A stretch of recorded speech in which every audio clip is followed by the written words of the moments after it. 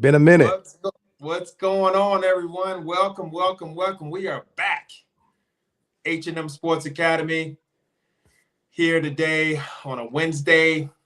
My name is Mo. This is Harry, and we are here live today. The H&M Sports Academy, giving you updates, news, notes, talking about the NFL, talking about the NBA. We're very happy to be back. Oh yeah. And really excited about all the things that we have going on in the NFL and the NBA, and very, very appreciative of everyone who's been supporting us as we continue to grow this channel. We just ask that if you like this particular content, that you like and that you share and that you subscribe, you pass the word on to your homies, to your friends, to your haters, tell them that we are live and we are kicking and we are doing great things here to grow this channel. You can see us on all major platforms: YouTube, Facebook, TikTok, and we post on our X account, and we're excited about everything that's going on. So, welcome, sir. How are you? How's everything? How's the family? Everybody's good, man. Just getting ready for spring break. So, I got a little packing to do tonight and a little work to do. But like I said before we were talking, man, I feel like we hadn't spoken in so long, man. We hadn't had one of our shows, so I'm ready. I'm ready to go, man. We got some 10 hot topics we're gonna touch on and get into some things that I want to get off my chest here. So yeah, that's the thing. I mean, this program, this media that we are in, it originated from lots and lots and lots of long conversations that we've had over the years, talking about various sports topics. And sometimes it was, Harry's network and some of his friends from school. We went to the same school, by the way, but we're in different classes. So we have some different groups and circles of friends that we are closer to. So some of the information is shared with them and back and forth. Same thing with me and some of the networks and some of the people. And then we crisscross and overlap with people like Enrico. And we just decided to get off and said, you know what? We've been talking about this thing. Everyone said that we should do something like this, but no one has pulled the trigger. Damn it, let's do it. Let's pull the trigger. And let's do it. I knew, it's funny how we go live when the Eagles imploding. So I figured you'd be ready to talk tonight. So I know, I think I'm just going to just let it soak all in and hear all your insight on this one. But, man, that's the doozy, isn't it? Nothing warms my heart more than seeing the team in green and Philly have a meltdown. You know what I'm saying? Yeah. Just watch them melt down like a hot Philly cheesesteak. You know what I'm saying? Chopped cheese, like chopped cheese. I've been anytime I'm having a down moment, that Packers meltdown video is 10 minutes of just, I used to be the Devin Hester kickoff in the Super Bowl. But now it's this Packers meltdown video, man. I just can't get enough of it. It came back for some reason. I guess it's been a slow everybody in the dog days of this draft, and it popped back on my X feed, man. The Packers meltdown. So let me watch this 10 minutes, man. So anytime we can see the Eagles in flux, anytime we can, bash a Packer, I'm always here for that. Always here for it. Yeah. Well, we're going to get this program started today with some Q&A. We're gonna hit a couple of topics there with our teams. For those of you who may be new here, we usually feature the Dallas Cowboys and the Chicago Bears, our two home teams. But we do cover the NFL, especially during the off season when there's so many things, so many hot topics. We literally can just talk about everything, all these different teams. And I meet a lot of people and they tell me who their favorite teams are. And sometimes I sit there and think to myself, man, I can tell you more about your team than you know about your team. It's amazing how we can do that, right? Yeah. Yep. Just go with the topics. But, we're going to hit a couple of topics here and go down and Q&A style. And we certainly welcome anyone who is on live with us. If they have any comments, please, jump into the comments section and post any comments, any questions that you may have about any of the particular topics, and we will certainly make sure that we'll read them and circle back to you and answer those questions sure. with our next program. So certainly would love to be interactive with you all that's out there. So let's kick this thing off. Cue it up, baby. Let's get it going. All right. So first question, man. With the draft coming up, Yep. do you think Ty Simpson, do you think he's going to sneak into that first round? You know, it's interesting with this question, and I certainly want to hear your feedback on this, because yeah. every day a sucker is born. That's all I know. Every day.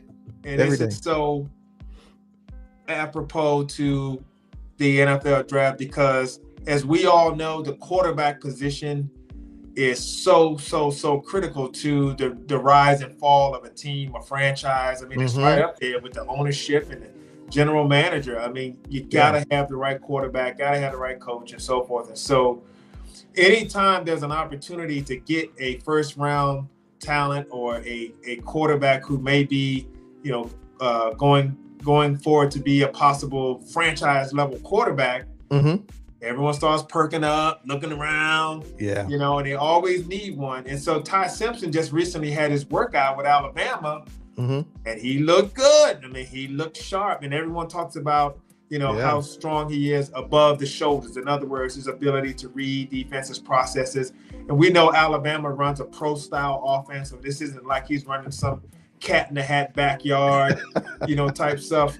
You know what I mean? He's running a real offense. And so all of a sudden, Ty Simpson becomes that. In the last year, I think it was Jackson Dart, and he jumped up there and he did his thing. He looked pretty solid for the Giants. That's a great point. And every year there's a couple of these. So I'm going to say yes. I think that even if it's the back of the first round, someone is going to sit there and say, man, we suck at quarterback, and we can turn our fortunes with a late round pick.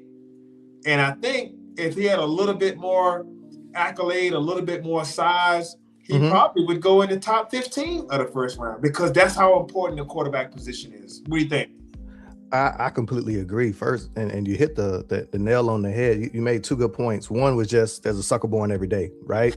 And I'm looking at the round 2, and the New York Jets, they're going to be drafting 33. They're drafting 33rd, and Cardinals are drafting 34.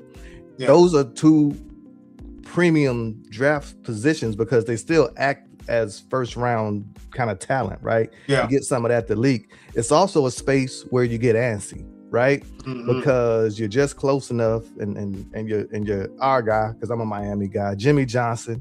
He built this beautiful draft chart with the points, and when you really look at what it takes to move up from 33 to 34 to 24, you're probably looking at a couple of seconds, maybe a pick swap in a second, a pick swap and a third. And when I really look at the Jets, and they're talking about Geno Smith being the guy. They got to fill that stadium up. They came off a terrible year. I don't think you can, move forward with Geno Smith as the man in New York. So we know they're quarterback hungry. And Arizona, we know where they sit. They got to have one. They got unlucky. They had a terrible year, and this is a weaker draft quarterback class. Next year's class is supposed to be a lot stronger. I think 6 high-level talents are coming. But, at the end of the day, Dan Orlovsky came out, and you know what he said? Ty Simpson is QB1 in this draft over Mendoza, right? That's crazy. So, and we heard it, and you mentioned Jackson Dart. If you'd have told me Jackson Dart would have, performed the way he performed in the NFL this year, I would have questioned a little bit. But he came out at Ole Miss, he looked, adequate, but he actually came to the Giants and he looked very, very good, damn good, once he got comfortable and got settled. So to your point with Ty Simpson, he's a coach's son, played at a big program, strong jawline, blonde hair, or flowing hair under that helmet. Yep. Gonna represent an organization, gonna be able to be the face of a franchise. He's going in the first round, right? And they can't help themselves. These GMs and these coaches, they cannot help themselves. It's almost like it's throwing chum in the water. A shark circling, and he's going to find himself in that first round. And I think it'll be my Chicago Bears. We're going to talk about, our draft and what I think we should do, but we're a prime candidate. Anybody from 25 on back, I think will be open for business, right? Because you're going to get 10 or 15 of those blue chippers have already been identified in the draft. They'll be close to gone. And the Jets will have a chance to snag their quarterback of the future and not have to pay premium capital for him. I'm right there with you with the Jets and the Cardinals. Yeah. We know the Cardinals, for those who may not have known, the Cardinals have released Kyler Murray, and Kyler Murray has made his way over to the quarterback whisperer. Did he get there? When he take his tricycle to Minnesota, man? He drove his he drove his big wheel and got a car seat. Got him in that car seat, man. Come on over to Mini, Kyler. He showed up with his alligator arms. A mini and mini, huh? He came with his alligator arms and his PS5. He got Call of Duty. He got everything he needs, man. Duty, Black Ops. And he is now in Minnesota. So they don't have a quarterback in Arizona. And I think everyone thinks Arizona's going to tank, you know what I'm saying? And because of these quarterbacks at the top, so we're going to try to jump in there and, the fight to get to Arch Manning, you know what I'm saying? And so forth. So all of that is there, but I still say if you're one of these teams and you can take a flyer on a guy like Ty Simpson, why not? It's a, again, when you look at their position, I don't see how they can go through a full NFL season with their quarterback position not changing, right? Yeah. The Jets with Geno, they could potentially go down that path. I just think that I don't want to see, Aaron Glenn fired. And I think if he does not get Todd Simpson, that's going to be his, this is going to be his last season. In the year. I mean, that's the other thing, getting a rookie quarterback, a young quarterback, sometimes they can buy you some time as a GM coach because they give you time to develop and say, hey, look, man, he's going to have some growing pains and all this other stuff. And that's another thing that's attractive to these teams. Hey, we're a young team. We got a quarterback to grow up with and stuff like that, man. So, right. I think I see it happening, and we don't know if he's going to be the next, Johnny Manziel, or if it's going to turn into something, productive, like a Jackson Dart or or Bo Nix or one of these guys. Yeah, and that's a great analogy. That's a great comparison. The Bo Nixes. I was thinking, what's the guy from who was at Bama who just been kind of bouncing around? He was in New England and ended up going to San Francisco. I can't think of his name right now. Oh man, backup quarterback. He stepped in San Francisco too. Yeah, and you know what I'm talking about. But you get a guy who's mentally sharp, who can run an offense and who you can get upright and protect, and you got yourself something. So I can easily see Ty Simpson. And quiet as kept, SEC football is SEC football, right? So when you have success in that way, I think you can take a flyer on a guy and not put that pressure of a first round pick on him, but try to sneak some of that first round production out of him. Yeah, no doubt. And you're right. It's just when it comes down to it, it's one of those things where you just can't. If you're one of those teams, if you pass up on one of those types of quarterback, and what's to say that Mac Jones little Mac, is it return of the Mac? Like what's to say he isn't going to turn the corner? He's still in there. He's still in the league. Maybe he becomes, the next Sam Darnold or something like that. Correct. But everyone feels like they have what it takes to develop another quarterback, and that's where it comes from. So I'm with you on that one. I think we do have Ty jumping in there. On that same note, with you guys in Chicago, where you are in the first round, who do you have as your first round selection at this point? Do you see you guys making a draft pick and seeing maybe someone that can fall back to you, or do you think you should move, kind of move around and start picking up some picks or moving up for someone? Yeah, I'm pretty, they had the league meetings, this past week here. They've been owners and coaches were out at the league meeting festivities, and I got a chance to look at some of Ben Johnson's interviews talking about the draft, and also, Ryan Poles talked about, kind of what we were thinking in the draft, and they're always playing, cards close to vest. So I don't think they really revealed anything that we hadn't thought about or spoken about around what we're targeting, and they basically alluded to us going best player available, but they said some things that did stick out to me, and one of the big things they talked about when I look at that position that we're drafting in, there's only 10 to 15 blue chippers in this draft every right? year. Actually, every year. So this is one where I think we're trying to find.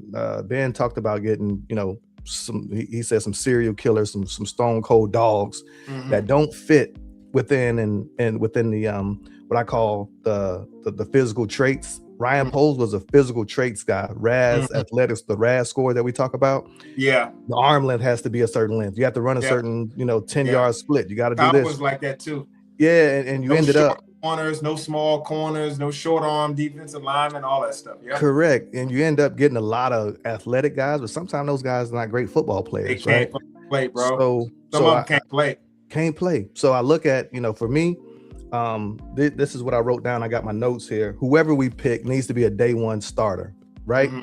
And I got a couple of guys circled. 2 safeties. You got Thieneman out of Oregon. He's a great free safety, and he basically is Kevin Byard light, quicker, faster. Great corner. He played great safety, played at Purdue and then stepped in at Oregon. It was a high level producer. Emmanuel McNeil Warren is another guy I got circled. He's amazing too, man. He's rangy safety. We just got Kobe Bryant from Seattle, who's in the safety box, who can make some things happen, aggressive, quick, strong, fast. And so I can easily see that, pairing a young rookie up with Kobe Bryant to kind of secure our safeties as far as impact players. And then I can, it's going to sound crazy, man, left tackle. And I talked about Ozzie Trapillo. He was a 2nd round pick out of Boston College last year. They ended up right tackle, who we flipped the left tackle, came on like gangbusters and was playing elite football for us. Tore his patella tendon in the divisional round, the wild card round. Yeah. And that's a terrible injury for a big guy. So we just don't know where he's going to land, if he plays again, and if he's going to even get back to his same level. So Proctor, circle that name. If he slips, Caden Proctor, SEC left tackle. And when you talk about amazing physical talent, this kid's like 370 pounds. He got down to like 340. But he's a dancing bear, man. They were throwing him smoke screens, and he was running Wildcat last year. That's how athletic he is, right? Right. So you get him with Dan Roshar, who's our offensive line coach. Bears went from giving up 68 sacks 2 seasons ago to only like 23 or 28 this year. A lot of that was due to Dan Roshar just kind of buttoning things up. Yeah. And you can pair him next to Tooney, who's our all-pro left tackle. Our all-pro left guard. Now you got some help, so I could easily see that being a day one starter for us. And when we talk about the importance of the positions, right? Quarterback, left tackle, edge, corner, wide receiver, if you want to flip those two, we immediately feel a need at left tackle. So I got to give a shout out. His name's Raul Bennington, who's the Bears ex-GM. He talks about a lot of things around just talent and how we should be looking at this. And he says things that make me rethink, how we should go about this. And I really think, this is a draft where the board is going to fall in different ways. But I think the overall pick will be someone he's got to be a day one starter. And it's probably it might surprise some people too, right? It could be a receiver. And it sounds crazy, but if Jordan Tyson falls, or if we get, some other talent to drop to us, Woods out of Clemson, there's another name that's circling. I could easily see us, doing a multitude of things. So I didn't answer your question directly. I answered it kind of, from a level. You can. because you can't fully, because it's just so many variables when it comes Yeah. down to it. But I mean, I'm sure you have a favorite that you would say if you could take it. Maybe that's Thielman from Oregon. No, actually, this is my favorite. Would be us trading up for Bane. Oh, trading up for Bane. Okay, from Miami. Okay, I'm okay with that, and we were willing to do it for Crosby. Yeah. Bane is a to me, when you look at, if you want to really solidify edge, that's the guy to go up and get. It's gonna cost you. But I think, when you look at Caleb Williams, he's the guy on offense. We need a guy like that on defense. I think Bane could anchor our defense and be the leader moving forward for many years to come. So I would love to see a trade up for Bane. I wouldn't be mad at it at all. Well, he got, he don't have the traits, right? I do. And that's what Ben said, but when I look at them little tiny arms were going to work, and he's been coached up, man. He's been coached up well. Yeah. His motor, his ability to impact the game. He's we'll talk about Rome here in a little bit. Rome and Jared Verse were, I wanted Jared Verse at the 9th overall pick, and we ended up selecting Rome. Oh, And Jared Verse is a great talent out there. He's a dude out in LA. But when you look at our defense, we don't have a dude on defense that's young. So whoever that might, normally that happens in the trenches, right? So I can see us giving up some draft capital for Bane. Okay. Yeah. I like it.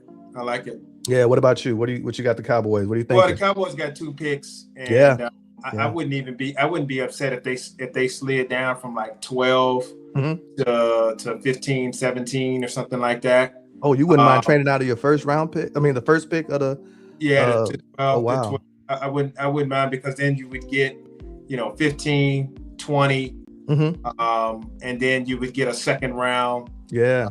And then you have a third round because you traded Osa Odigizua. So now you can get 4 premium picks, right? Day 1 and day 2, and that gives you a lot of flexibility for some young depth and some talented players when it comes down to it. But I think Dallas has done good enough in free agency, getting Locke from Denver, and then getting Jalen Thompson from Arizona, getting the big defensive tackle, Big Otto from the Los Angeles Chargers, who's 340 pounds. And that really is a better fit than Osa when it comes to the 3-4 alignment. So you can plug him in the middle and then keep your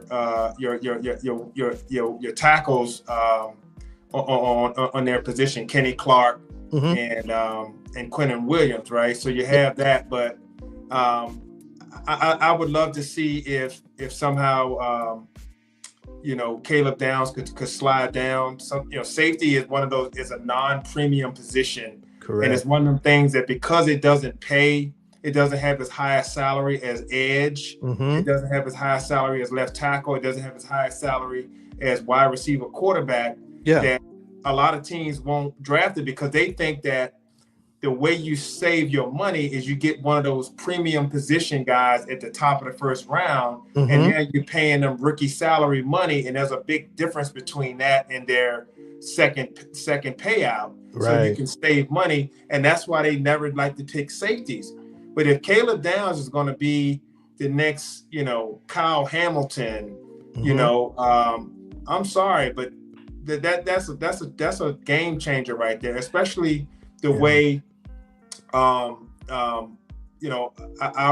defensive coordinator, Christian Parker, is going to be running a defense that's built on disguise, having a big nickel out there on certain downs, and being able to do a lot of multiplicity and stuff like that. You can get pressure with those types of players, because you can confuse the defense. You don't always have to get pressure with just beating your dudes up front. If you're a 4-3, that's what you do. You get 4 dudes, you know what I'm saying, and you go whip ass up front, and that's all you need to do, right? And Agreed. If you can get Caleb Downs, he's probably the number 1 or number 2 player in this draft class. So from a talent standpoint, that you're correct. Just pure. Him, and we talked about Love also, same thing with the running back, right? They're not considered big. They don't get paid as much, So they're not as much of a premium to get them early on. You rather get them later on. I don't think the Cowboys are in the position to get love, but I do think that I disagree. I think you guys are. I would sprint. No, I've been saying it. We've been talking about this. I would sprint. I would not let Williams, and I love Williams. I would not let him stop me from drafting Jeremiah Love. And if he's on the board at, like you say, on that first round pick that you guys have. Yeah. Yeah. At 20. Yeah. If Dallas slides back and he's still around at 20, that's a whole different ball of wax, because he's a top 5 talent that slides all the way down from the running back position. Yes. And he's going to be ready to go. He's a day one player too, so he's immediate impact also. Immediate impact guys, Caleb, Downs and Love. Those are guys that I call those franchise, chain. They alter your franchise. So, but I hear you. There's a little bit of nuance to this whole best player available, and also with need on your roster, right? There's a little bit of balance. A couple of wild cards. Yeah, McCoy was off of our roster. He was off of our board because of his knee, but he looked really good. The cornerback from Tennessee, he looked really good in his workout. So clearly he's past his physical now to the point where he should be okay. So he kind of pops back onto the scene. Correct. Yep. He's been shooting up the again from a, like you said, from a who's been shooting up the board. He's one of them. McCoy is. Yep. Yeah. Yeah. The Cowboys have not done a lot with linebacker, and so that's a position of need. So, I mean, Sonny Styles' RAS score is too high, so I don't think he's going to be there. Right. That would be a dream, but I don't think he's going to be there. But I do think that C.J. Allen might be there. He might be there at 20 also. Yeah. So I could see a scenario where we get him or either Rodriguez. I was going to say Rodriguez feels like a Cowboy. He's a Texas Tech kid. He's a bright lights guy. His measurables and everything, like you said, super to me, athletic, and but he just doesn't look. He's not one of the first guys you won't get off the bus. But when you talk about a football player, oh my God, that's right. He's a turnover machine. He's always in the right spot, and he's not missing tackles, man. He feels like you can, he would not be shy of the bright lights in Dallas. Yeah. Rodriguez and C.J. Allen both look like green dot guys, right? Yeah. Like day one green dot guys. And that's what you want, because the Marion Overshown is going to be kind of like your wild card playmaker guy. You can send him, blitz him, but you need your other guy to always be in the right position, always scraping, always filling, always tackling. Right. You know what I'm saying? And if you can get that, all of a sudden your defense becomes way more sound than it was last year. You know what? I completely agree. You guys are in a good spot because your front four is, coming together nicely. And like you said, if you guys can trade back from either that 12th spot or that 20th pick, you guys would grab, like you said, 4 to 5 guys in the top 60 picks. And this draft is full of what I call high, day 2 talent. Yeah. And some really, they're not blue chippers, but they're starters in the NFL that can That's contribute. right. And like if Hakeem Mesidor falls at 20, we're taking him. You know what I'm saying? Yeah. So you can get something like C.J. Allen and Hakeem Mesidor, or or goodness gracious, Caleb Downs and C.J. Allen or something like that, or Rodriguez and you know what I'm saying, maybe even Thiedelman. I mean, the way people like him in Oregon, he might not make it to y'all because he's so hot, but at 20 he would be great, right? So that's the thing. But you talked about it earlier. Safeties going in the first round and within the first 20 picks is taboo. They're not gonna all get picked. They're gonna fall. Somebody's gonna fall, and there's gonna be somebody who sneaks through. That's right. You guys have historically drafted very well and stayed within the board too. So I think when you guys grabbed Booker, there was a lot of noise. You guys are taking a guard, and you guys stuck to your draft board and grabbed the best talent. And you saw what he did. He came right in the league and started kicking ass kicker, right? Absolute monster up front. So I think if one of the Fenneman sneaks down, I think you Yeah. guys would another guy you sprint to the podium and take. You're Yeah. gonna get some backlash from those. You shouldn't have did it, but Yeah. At the end of the day, nobody remembers all pros, right? Where they were drafted, and you should have took them a little later. Nobody says that, right? Nope. At all. So Nope. I would from my perspective, you guys are in a great spot. You guys are going after a lot of people that I want too. So Dallas. Yeah, but that's the thing. Everybody we can't get them all, and that's the great thing about it. No, you can't. But I'm saying like Mesidor. I'm like, Yeah. I would love for Mesidor to fall to us. I would love, for McCoy. And that's another position. The Bears, we got a lot of, Y'all gonna let my man go? Which one, Jalen Johnson, or which one? To my corner? Yeah. I can see it. He's talented, but he's got a big payday, on the horizon, and he's also he's a part of the old regime, right? He wasn't a part of the Bears' new regime, so I could easily see us taking a young corner. We got Stevenson, who's probably fighting for an extension. Yeah. You got Terrell Smith in our secondary. He tore his knee up to another talented guy.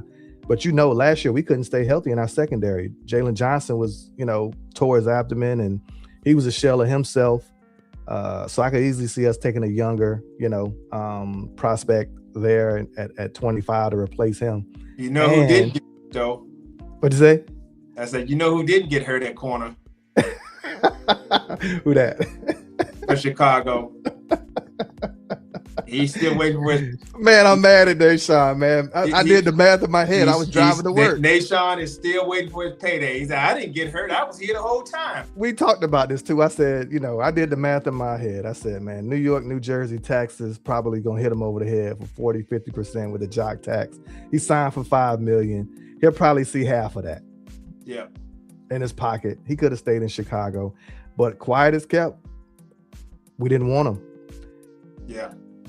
He gave up too many big plays, and Hold on, where did he end up settling in at though? The Jets, the New York Jets. That's what I thought. I thought it was but I feel like y'all could have hung on to him for that. We could. That's what I'm saying. We could have, but we want to get faster. We want to, Ben talked about it, and I just took some notes down, and I'm looking at like how can we get better, right? Yeah. And what did the Bears, defensively? We couldn't stop the run. We gave up huge explosive passing plays on defense. Couldn't get to the quarterback late, right? Mm-hmm. So anybody, and what do we talk about? We need speed. Yeah. And Nahshon was, he wasn't slow, but he wasn't. Yeah, he's not a burner. He's not a burner. And when you play that style of defense, this man-to-man aggressive style of defense that Dennis Allen loves, the last thing you can do is live off feast and famine. And that's what Ben Johnson said.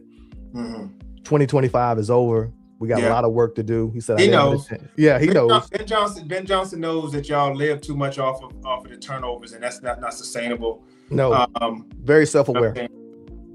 That's why I wouldn't be mad if y'all ended up with Avion Terrell either. He's good, man. I like him. I wouldn't either. I think I think our draft is gonna surprise and shock some people. It's too many good players. Somebody gonna fall. You can't. Somebody's gonna fall, but Bear Nation and everybody is locked in. We need an edge rusher. We need defensive linemen, and I think they're gonna be, sadly mistaken when we draft somebody who's not in that mold, right? But they can play. So I wouldn't be surprised, and it sounds crazy, but Rodriguez, if we trade back, could be in play.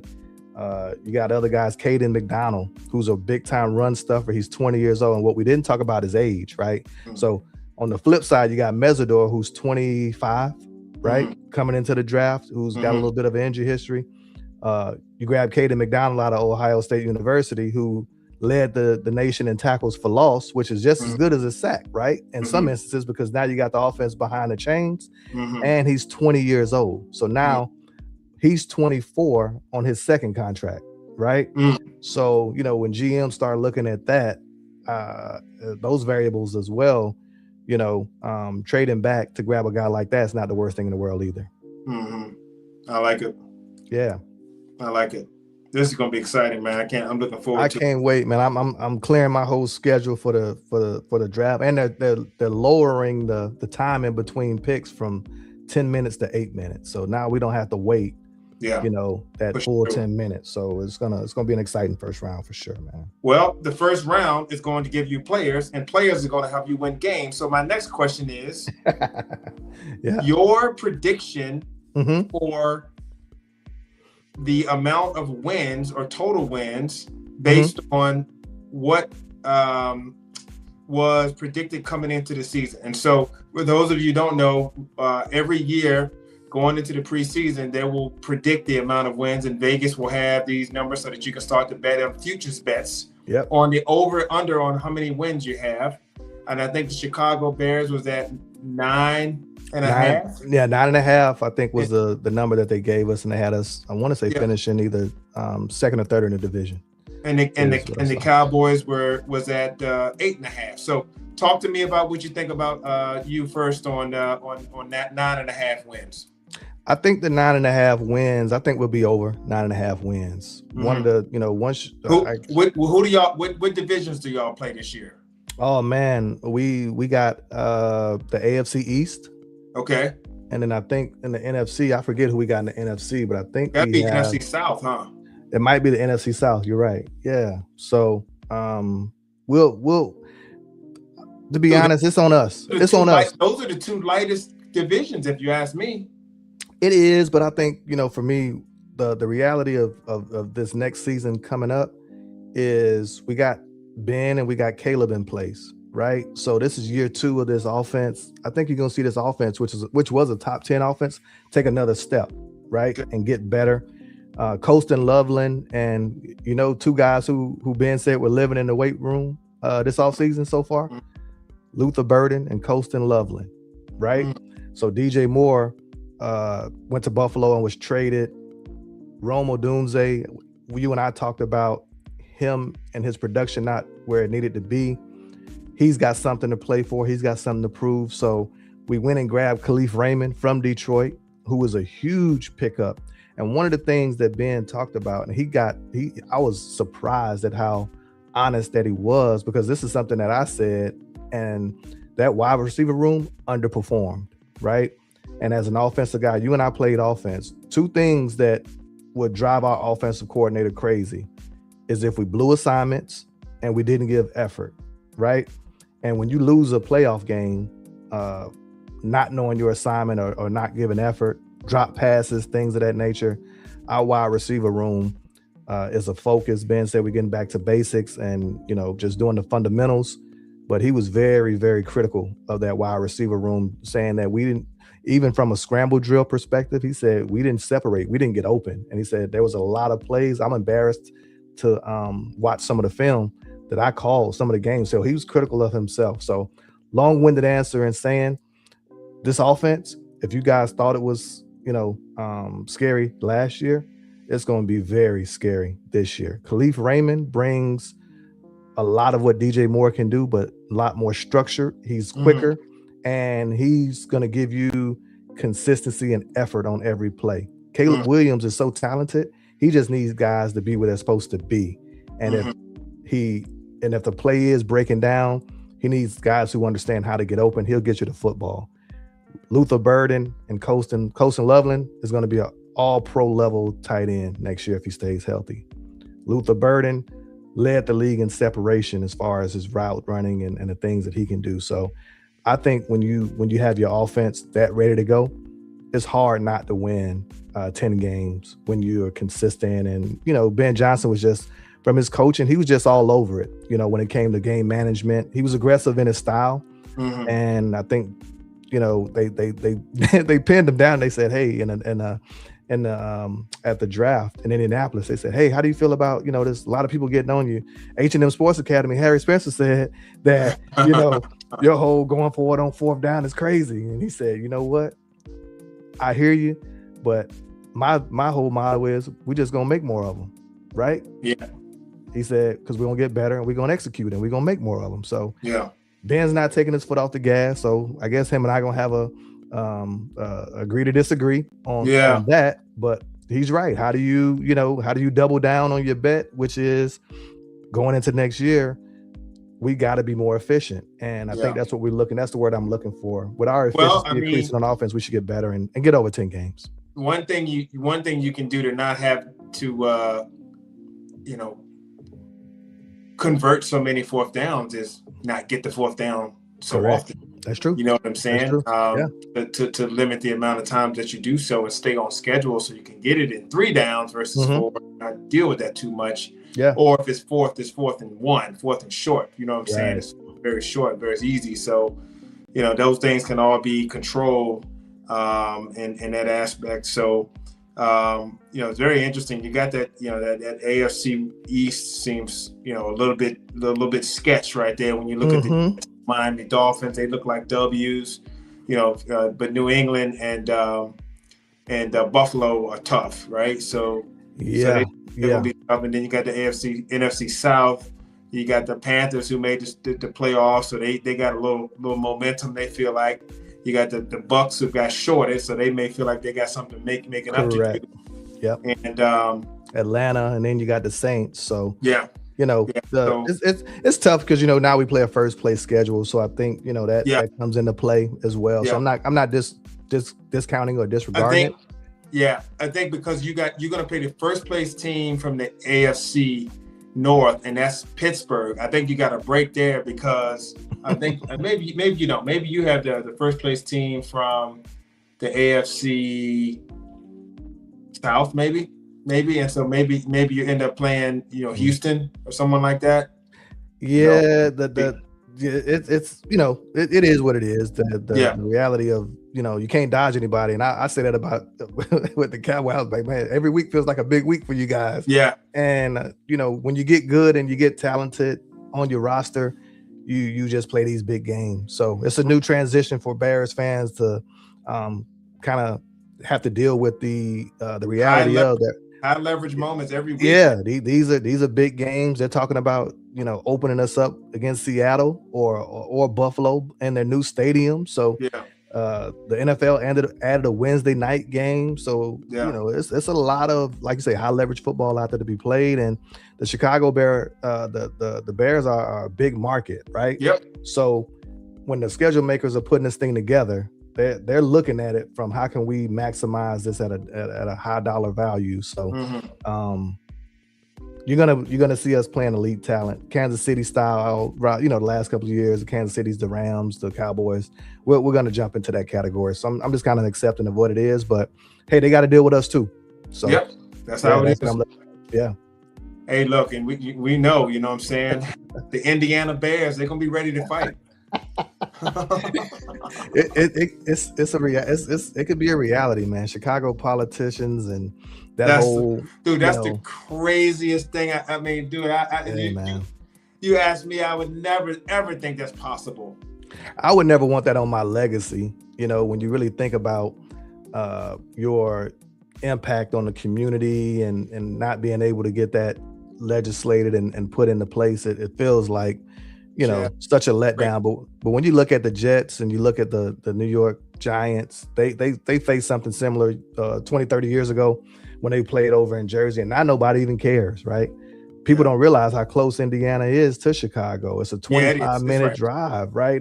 They're not going to change the names or nothing like that. No, it's literally, you guys play out what 20, 25, 30 miles, Arlington, which is way outside of Dallas. So Chicago, they better wake up and try to get Arlington Heights. That's a 400 acres or something like that of undeveloped land that's ready to go, and it feels like that's where we should be, and that's where I want us to be. But Indiana's rolled out the red carpet. They're not messing around. So Roger Goodell actually came out and said he wants it done, kind of finalized here soon. So I'm thinking within the next month and a half, we'll have an answer. Yeah. Okay. All right. What about you guys, man? Dallas is at 8.5. Yeah. And honestly, I think 8.5 is a low number, but the Cowboys have the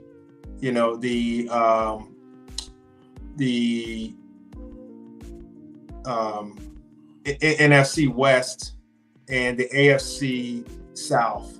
Okay. And I think those are tougher draws when you look at Jacksonville and Houston. Tennessee is a team that's trying to turn the corner. Yeah. A young team. You got San Francisco, the Rams, Seattle. So that's a tough draw right there. And then because the Cowboys were in second place, they played the second place team in the NFC South. That's Tampa. Yeah. Then they played the second place team in the AFC North, and that's the Ravens. So right. It's a hell of a schedule right there. You know what I mean? To try to win it. But at the end of the day, you got a top 3 offense, and you had a defense that was in last place. And if you can get your defense to get to a top 18, top 16, top 17 level, along with your offense, you're still going to be very difficult to beat. And so I'm taking the emotion out of it and just looking at the level of play that you've had, and then who you're bringing back. Then the special teams unit should be much better because you got more depth there. You got a great kicker there. I hope so. We should be signing him. If not, that's what I was getting ready to say. I know you guys are trying to work out a deal with him, right? Yeah. Right now, we got a second round tender on him, so someone's going to have to give up their second round pick if they take him. Yeah. Speaking of pick, what's up with Pickens? I heard Jerry made a comment that kind of got some people kind of up in arms. I don't understand what the up in arms was about. I mean, he said he made some mistakes with the Micah situation where he was doing too much of the good cop bad cop. Mom asked for permission and dad said no type situation and so forth. And he said that's something that I have to handle and get out of. Of course, the haters just ran with it and said, oh, he's picking a fight with him, with such and such. I'm like, did you listen to what he said? He said he took ownership of what he did and said he had a role in that and that he doesn't want to go to that direction this year. You know what I'm saying? So it is what it is. I think, Pickens will, worst case scenario, he's going to make $26 million next year to play on the franchise tag. Not a bad deal for a season when you was averaging $4 million a year before that. No, not at all. And so we'll see when it comes down to it. But I think a deal will get worked out. I think the Cowboys can win the division. I don't care how you slice it. The first thing you want to do is win the division, right? And whether that's 8 games, 9 games, 10 games, 12 games, you got to win the division. And we'll talk about one of the teams in our division next. But I just think that Dak and the way the offense and the way that team has played against the NFC East, the first thing you got to do is win those games because everyone else has to play the same opponents that you have to play outside of that. And so they deal with the same level.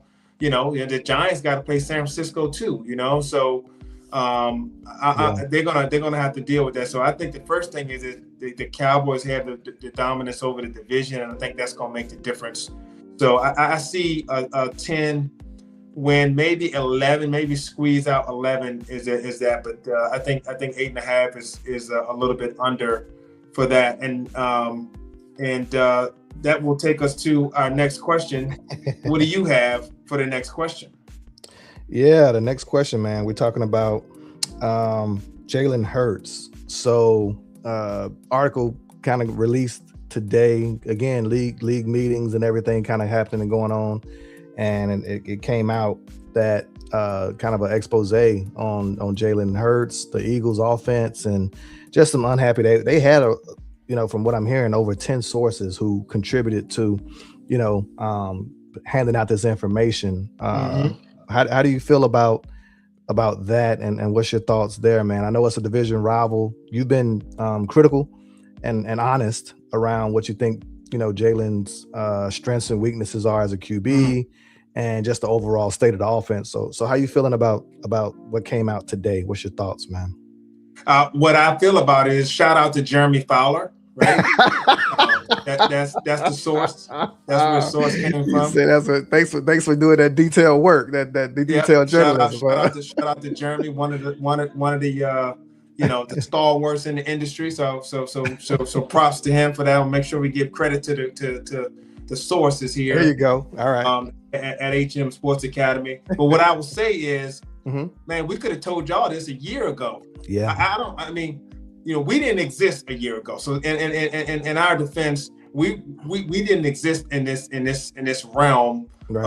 of media and so forth a year ago, because this is a new channel.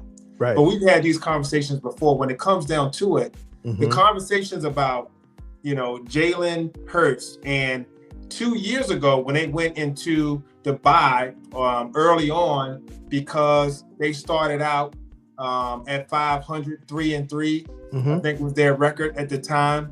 And this is when you had Kellen Moore as the offensive coordinator, and Right. he was dialing up the same stuff he was dialing up with Dak Prescott when he was at Dallas, and it wasn't working. The turnovers were there, the bad plays were there, the inconsistent play was there, and Yeah. then they went into the bye and they said, you know what? Let's try running the ball a little bit more. And they Right. basically took the ball out of Jalen Hurts' hands Mhm. and said, we're going to be and play to our strengths.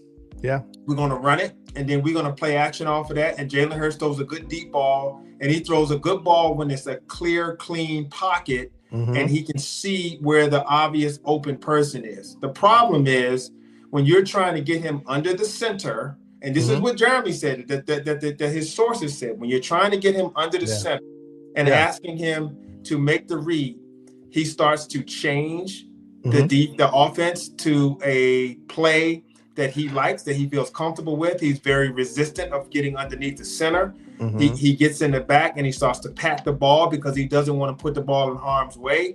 He will not throw over the middle.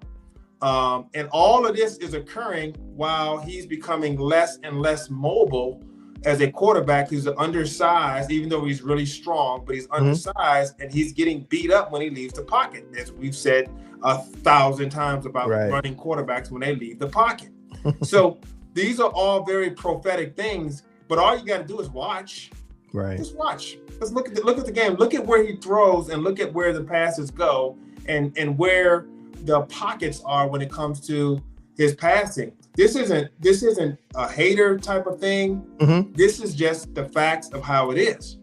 Well, let me ask you this. Sorry, let me ask you this. Yeah. Normally, the question I ask when stuff like this leaks is Yeah. who's gaining from this information coming out, right? So why now? Why do you think this information is coming out now? I'm protective of our African American quarterbacks, especially when it comes to intellect and being able, some of the stuff that they said is, I'm protective of.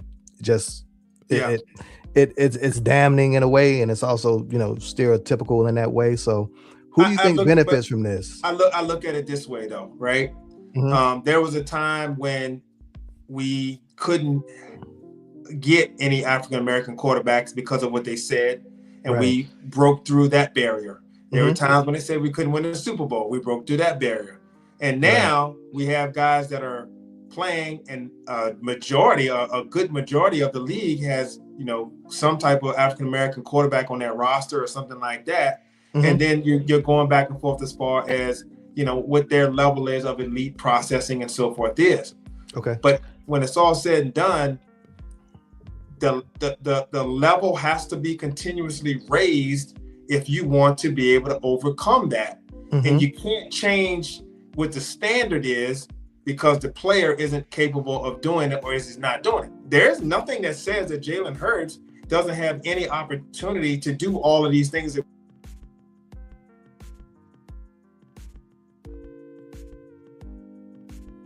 Oh man, I think I lost you. But I think what you were touching on was just around there's nothing that's stopping Jalen from doing the things that this whole article said that he can't do. A lot of what we're talking about with Jalen is just his ability to be able to operate in a way, in what we call a progressive and nuanced offense. So I'm in the camp from my perspective with Jalen and this whole thing leaking. They've been the Eagles have been off for quite some time. The chemistry's been bad. The him and AJ Brown, and just them not seeing eye to eye on different things. From a perspective of how can this team and how can Jalen win a Super Bowl, and all of this negative energy and all of this negative media flow out, and he's the scapegoat for it. is a little bit concerning to me. But there's also some truth to it. The latest season that they just went through, they just were not in a position to play high level what I call football. And when the Bears played the Eagles, one of the things that came into play was a bunch of the Bears players. Sorry, I was just kind of filling in while we dropped. I was saying, with Jalen kind of being a scapegoat for this thing, there's some truth to it. To your point, is I think where you were going, as far as he owns a lot of what was said, right? So I don't think it was from a racial standpoint. I was just saying, when the Bears played the Eagles, and after the game, they asked some of the the players, they asked CJ Gardner-Johnson, like, hey, how'd you feel out there? What'd you see? Was there anything complex out there? And he kind of gave a wink, like, nah, it wasn't anything complex. So, right. You don't get to that point, and the NFL, the players know, they're the first ones to tell you, right, what's happening out there. Yeah. So I think that's what you were kind of alluding to before you drop. But go ahead. And the fact that when coaches are on the hot seat, when jobs are on the line, right, people become a lot more closer to their truth. Okay. It's one thing to say, hey, look, man, we're a team, we're a tight-knit group. We're going to protect each other. We're going to not let this stuff leak out. We're going to keep our stuff in-house and run a tight ship. And the Eagles are, for all that I say, and I don't like them, but they are a buttoned-up organization. They run a pretty tight ship. They've been a very class organization when it comes to just, the way they run everything. So they kept everything in-house. But when jobs are on the line, and, the shine is off, right? Then all of a sudden, people start to ask questions, and no one's going to keep covering for you or making excuses. They're gonna speak their truth when it comes down to it, even if that's their opinion. It may not be accurate, but you start to get too many cross references, and it's like, okay, we triangulate this thing. There's too many people saying similar things. I got you. So I don't think, and I'm going back in my memory bank, and you might be able to remember something that I don't, but it's been a while since I remember a quarterback being called out like this, especially a Super Bowl winning quarterback. So where does Philly go with this? Is it fuel kind of, catapulting them into the next season? Or are we just kind of seeing the early stages of a bad car wreck? We see the guy zooming by us on the expressway doing 120, and we're like, this guy gonna kill himself. Is that what's going on here with the Eagles? Well, here's the thing. Jalen Hurts has a Super Bowl ring. Was he the MVP of the Super Bowl? Oh man, I thought he might have been the MVP. I think he was the MVP. Yeah.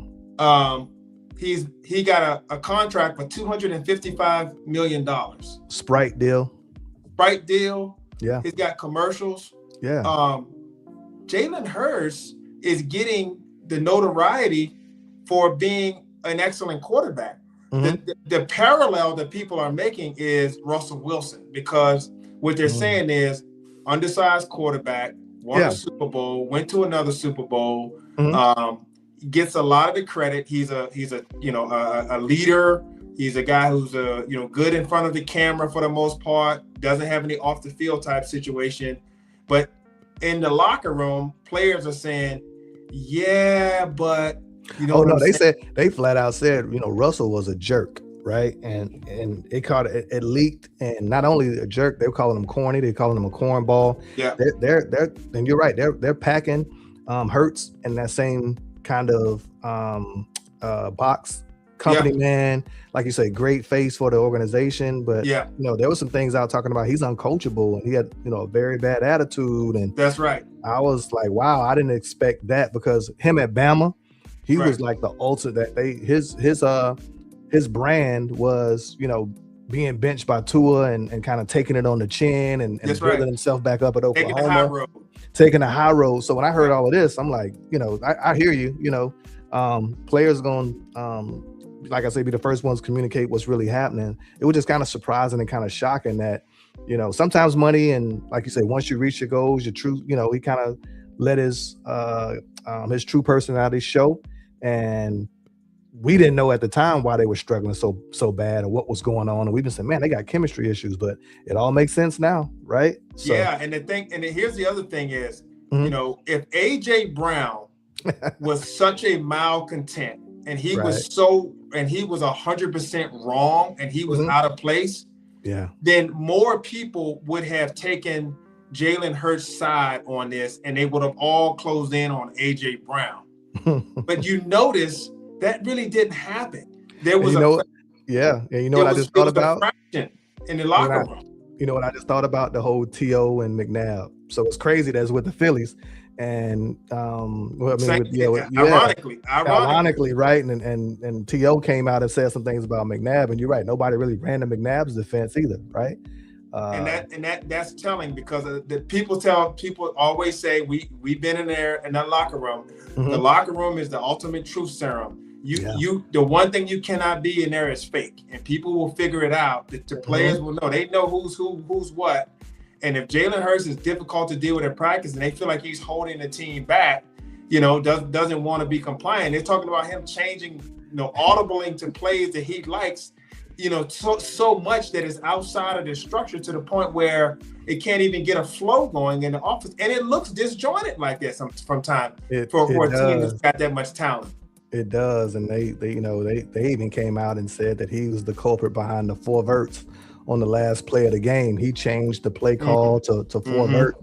But I was laughing because I was sitting there thinking, Jalen Hurts is also considered the most handsome man in the NFL. Oh yeah, he just won the Super Bowl. He got the $1 billion Sprite deal. He got a team around him of super talented women, and I think when you start to feel yourself a little bit too much, and these guys, they looked at him once that championship was won, they were like, all bets are off, man. Like, I don't like this dude, man. I don't like it.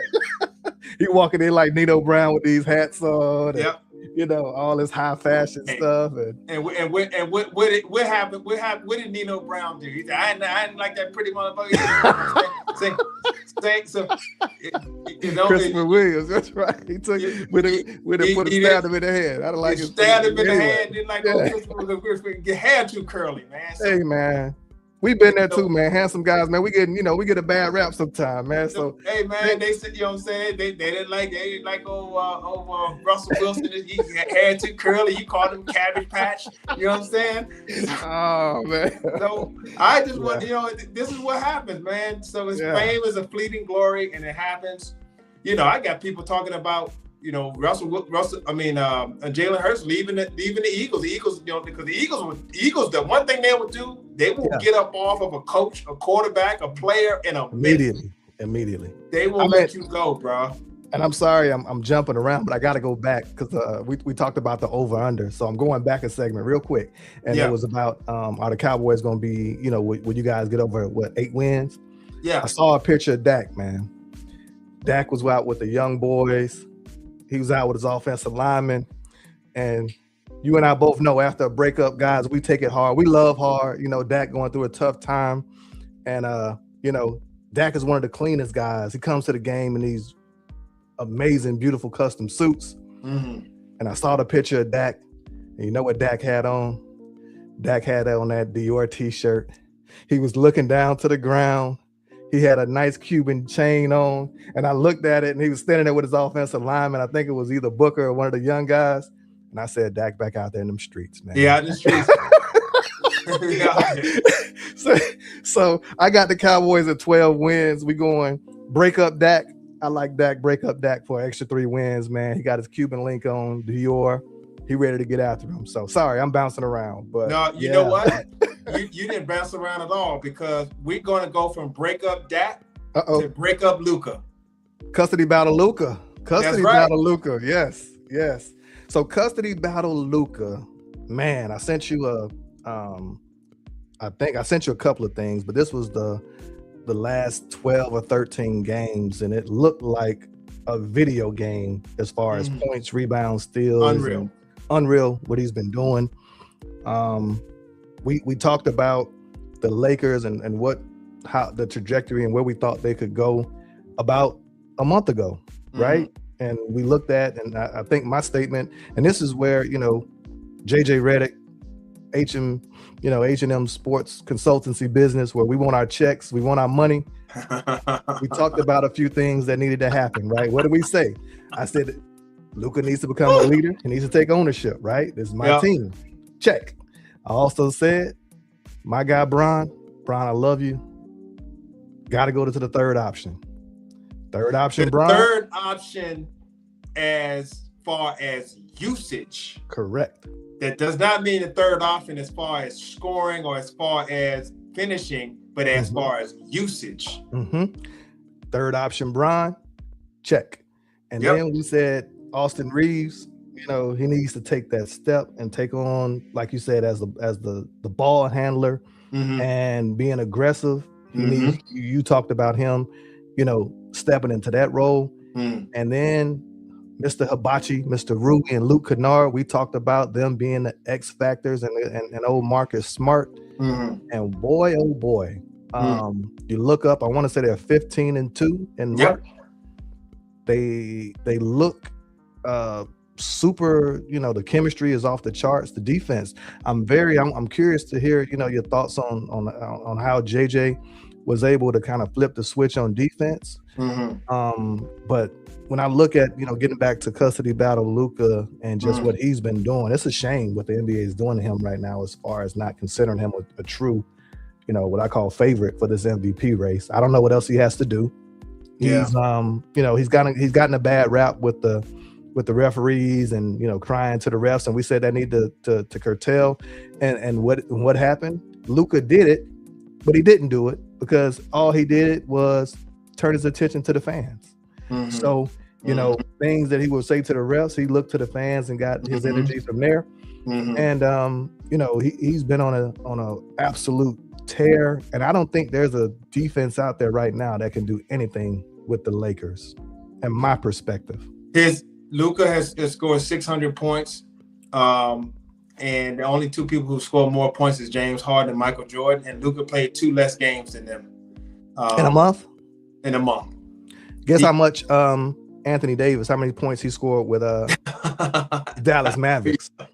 597 points the whole time he was there. Unbelievable. Who won that trade? Doncic has scored more points for the Lakers in the month of March than Anthony Davis has his entire time in Dallas. These stats, they say stats are for losers. I don't know, man. Nah. This one is it's overwhelmingly lopsided, man. It's just unbelievable. And I just feel like with Luka being in Los Angeles, people do not want to give him credit for being the MVP. He's been the best player in basketball. You got Wemby. He only plays the 28 minutes a game. Right. And then you got your SGA, who he's just literally just out there baiting for fouls, man. It ought to be a crime, man. The way he is just out there baiting people for fouls. It's Harden-esque. It's gotten to the point where, as talented as he is, you almost, I didn't enjoy a James Harden game because of all that foul baiting. And SGA is just starting to get to that level with me. I just don't enjoy watching him play. It is painful to watch, man. It really is.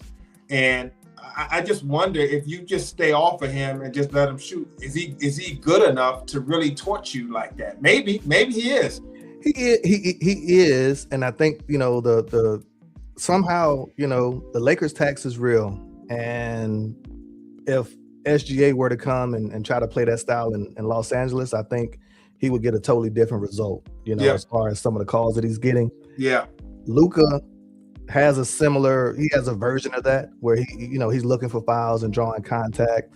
And we told, you and I spoke about him, just go and hoop and you'll get your calls. Yeah. Luka, he puts up, man, it's amazing. I think every game that I've watched here in the last month, he's had at least, 15 points coming out of the first quarter. So he is a absolute killer in the first quarter. He comes for your throat out of the gate first quarter every time.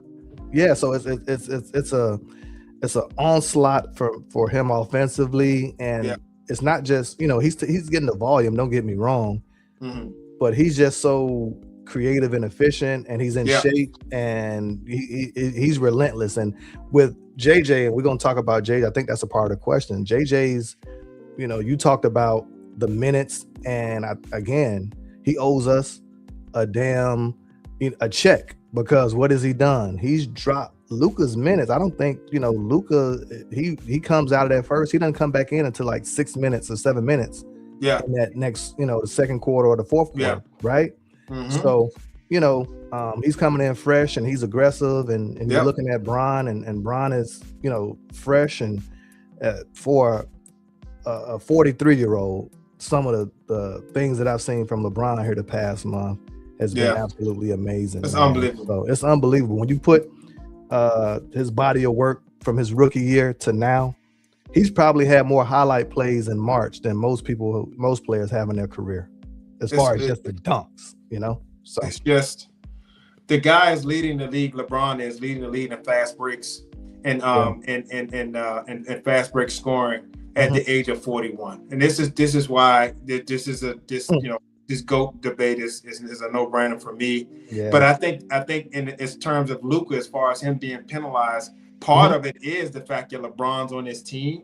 I think that having that type of gravity that LeBron has takes away from Luka to a certain extent also. And all this is affecting why he is not getting the love for the MVP. More blame Bron?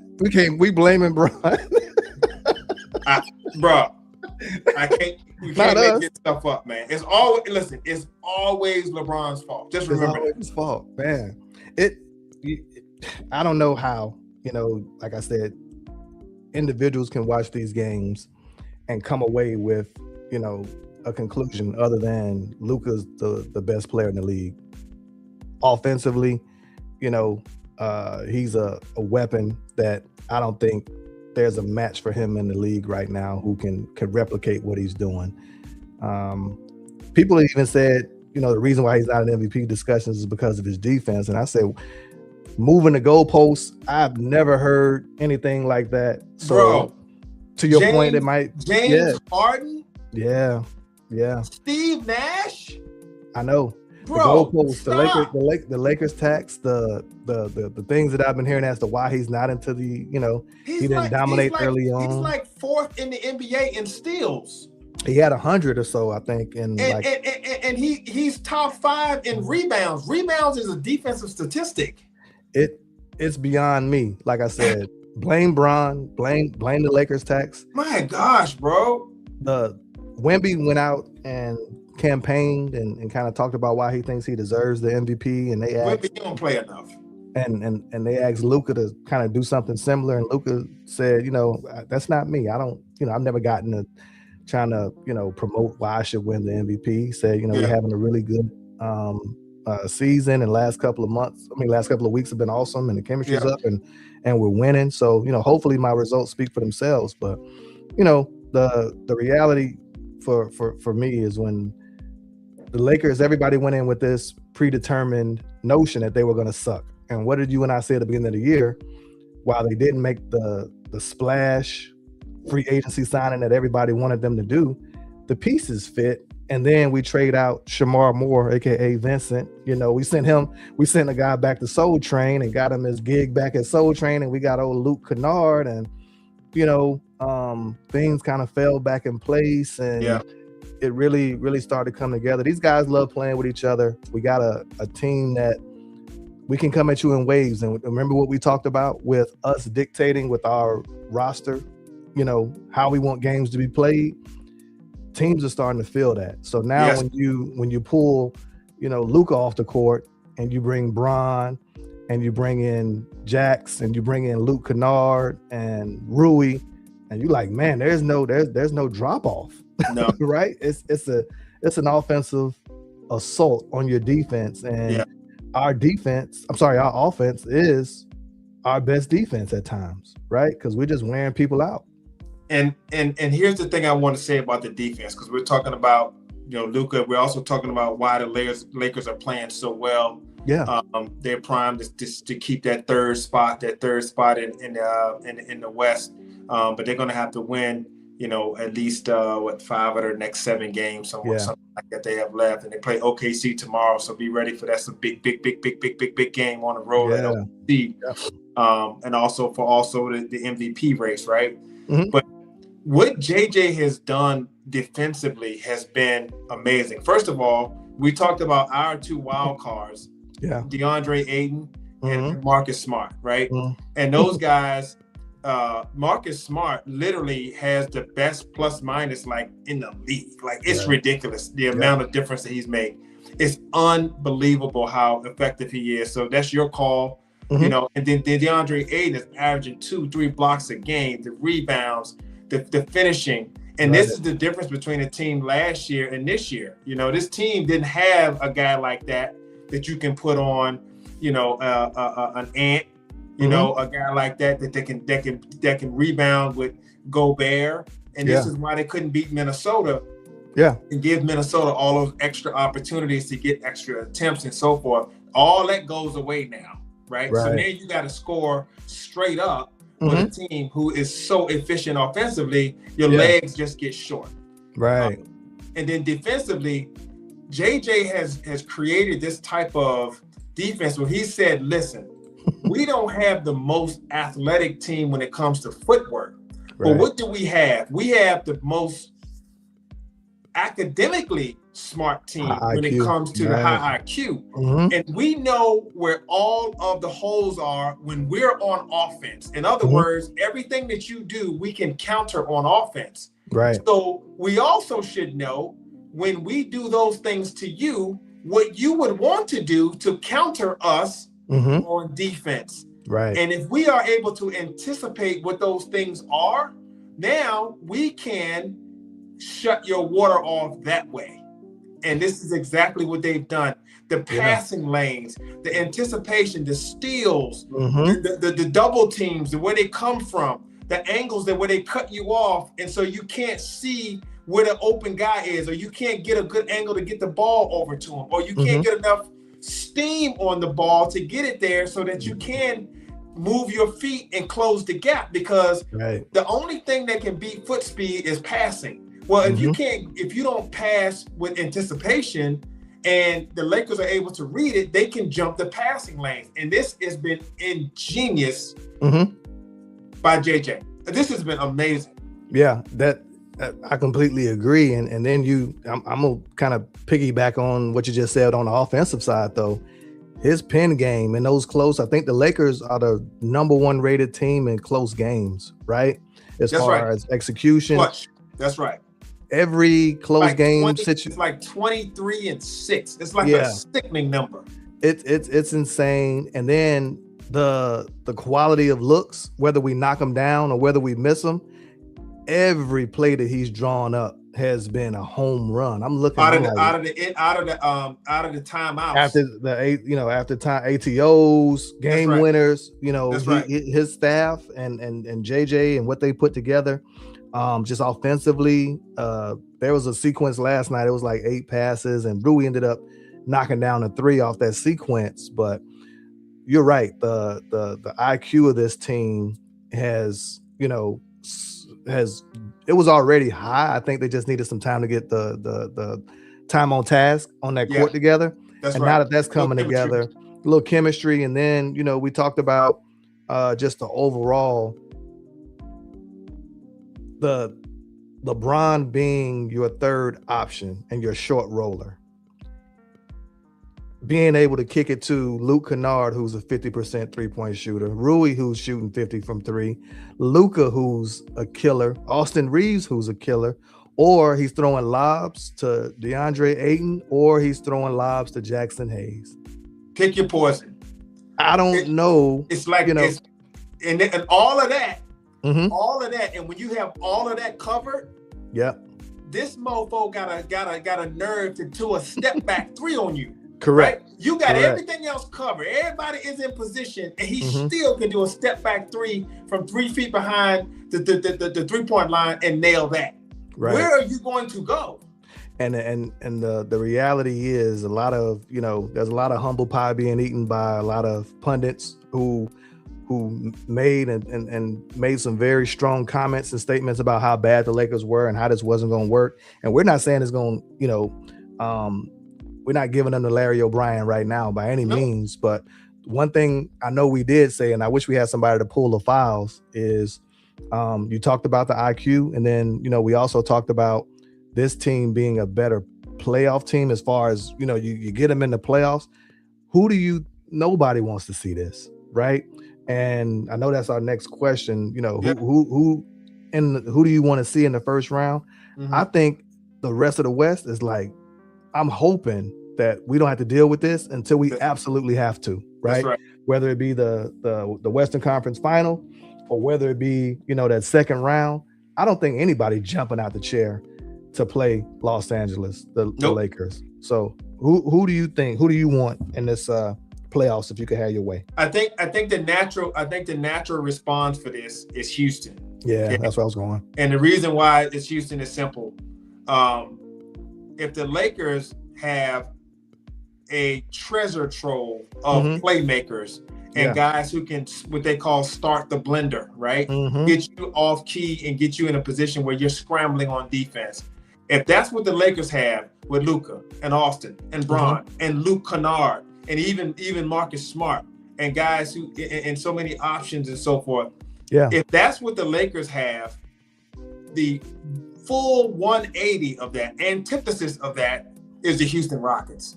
They literally have no guys who can do that. They have no ball handlers who can do that. No one who initiates anything. They're literally counting on Kevin Durant or Amen Thompson. They're calling him a guard. I'm like, bro, in what world is he a guard? 2K on the video game. It's just they want to equate what he does to video, being able to defend and hit a three, when really he shoots less than 30% or something like that, less than 35% for three. That he does on offense that makes it a fluid or sets up or creates anything to make any shots for anyone easier. Right. He's an end user. He's a guy you get the ball to at the end of the play to finish. Right. That's what we've been talking about. LeBron flipping roles as a finisher instead of an initiator, because we already have enough initiators. So LeBron can be a tertiary when it comes to that. Right. Well, this is what Amen Thompson is. The irony that LeBron at 41 can still do this better than most people who are at 22 still can't do. Yeah. And it's only because we don't need him to do the other stuff. Is literally asinine. It's unbelievable how crazy that is to me. How amazing that is.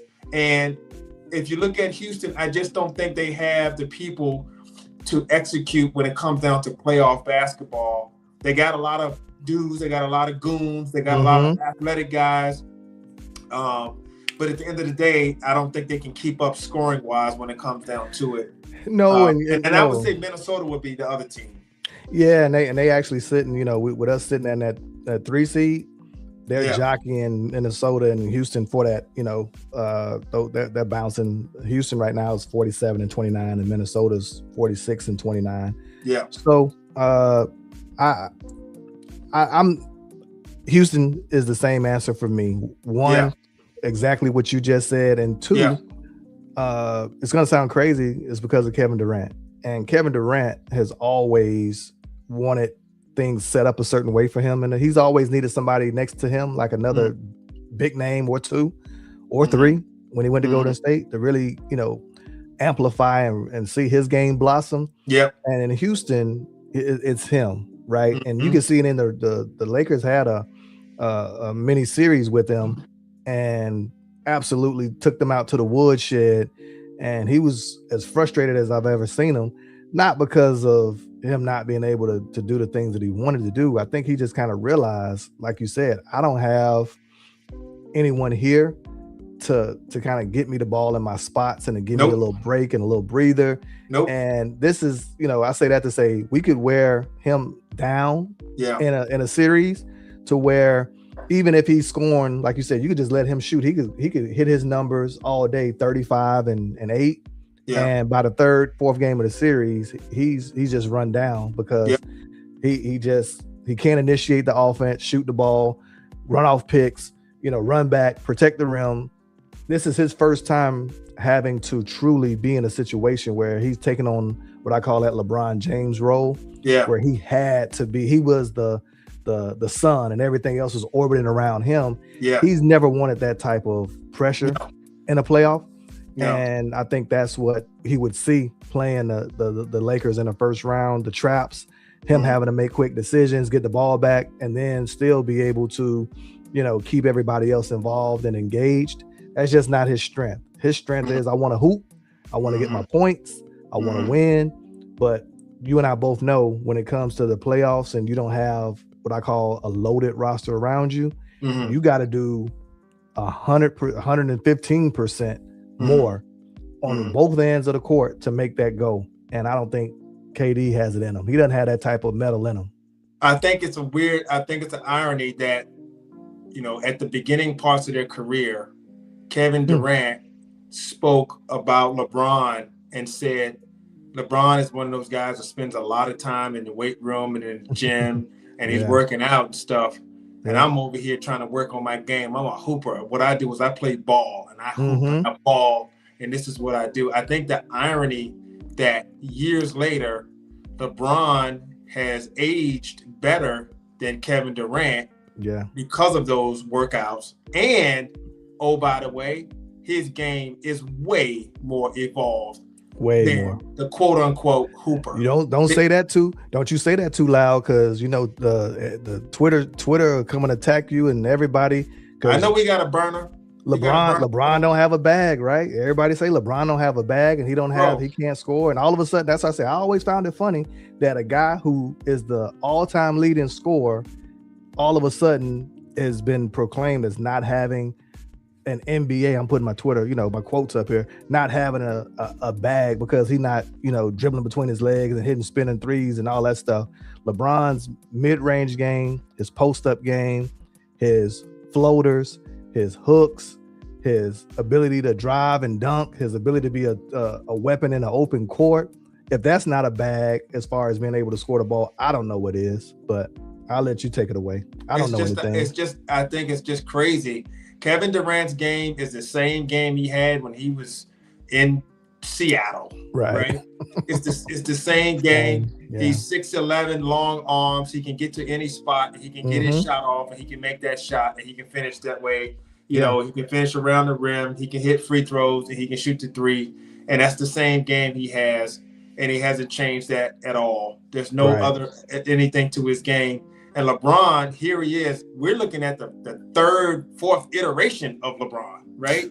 He has evolved so many different ways as far as the ultimate Swiss Army knife, and that's what makes him the greatest when it comes down to it. And I just think it's ironic that one guy says that he's all about ball and that's all he does, but his game is the same. And the other guy is a gym guy, but his game has evolved. Man, you too loud out here. Don't say that too loud, because they're gonna call us haters, and they call us bronzesexuals, and they call us, guys who don't know the game because we play football.